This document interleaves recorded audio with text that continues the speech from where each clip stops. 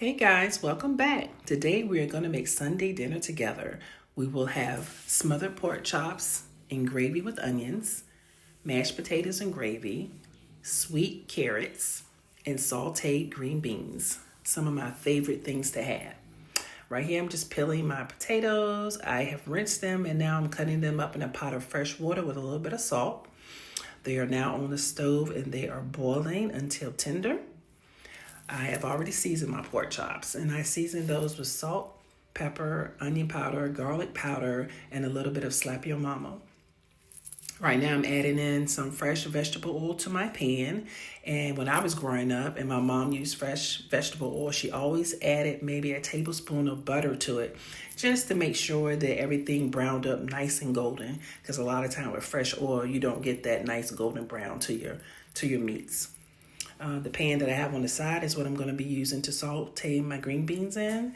And I normally buy the frozen green beans from Walmart, and I'm going to use 2 bags of those. But to the pan, I will add a little bit of vegetable oil, and sometimes I'll use olive oil, but I don't have any right now, so I'm just using a little bit of vegetable oil. And with that, I'll also add in some butter for flavor. And then I just like to season those with some salt, some pepper, some garlic powder, and some onion powder. And sometimes I'll use fresh garlic as well. So I also am going to have to open up my 2 cans of carrots. And I told y'all we would be making sweet carrots. And I started making those when my children were younger because they didn't like the taste of regular carrots. And so I make them kind of like candy yams. So I'll put some brown sugar in them, a little bit of cinnamon, some butter, and some vanilla extract. And they love it. So I don't always make them like that, but today, that's what we're having. After I finish frying the pork chops, I'll let my oil cool. And then what I'll do is I'll drain that out of the pan and leave a little bit of the drippings in the pan.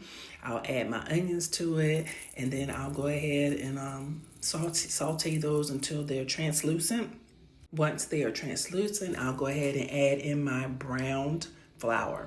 Yes, I do brown my flour because I like that nice, earthy, nutty taste that you get when you brown your flour before you make your gravy.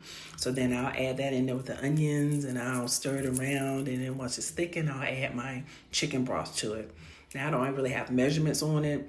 I just eye it and make my gravy to the thickness or consistency that I like. As you watch this video, you will notice a little baby on the side. Well, he's not so little. My little grandson, my little Carson.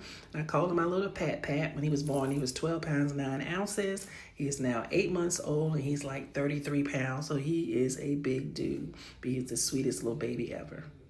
Once my potatoes are finished boiling and they're nice and tender, I would drain those and I would transfer them to a mixing bowl.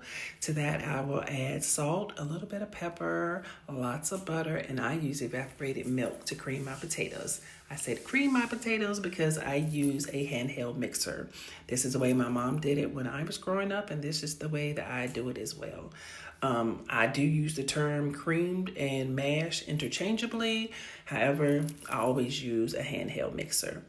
And I'm not going to talk to you guys through the whole video. I just kind of want to give y'all an overview of what I use, the seasonings, and how I prepared everything. If y'all like the video, please subscribe, like, share, and comment. And I thank y'all for watching. Be blessed.